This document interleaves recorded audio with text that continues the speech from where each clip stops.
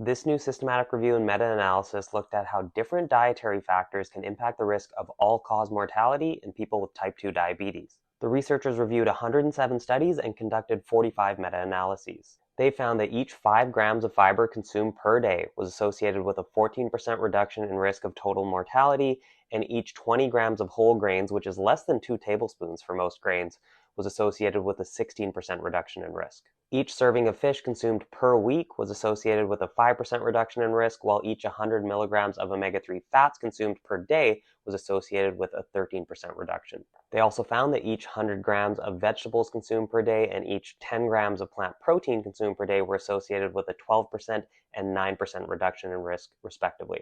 On the other hand, each 10 grams of eggs consumed per day, which is about a fifth of a large egg, was associated with a 5% increase in risk, while each 300 milligrams of cholesterol consumed per day was associated with a 19% increase. Now, there was also some research on other dietary variables like fruit and coffee reducing risk of total mortality, but they were graded as very low certainty of evidence, and there were just far too many of them for me to cover in this video. What I do want to bring attention to are the whole grain and plant protein findings.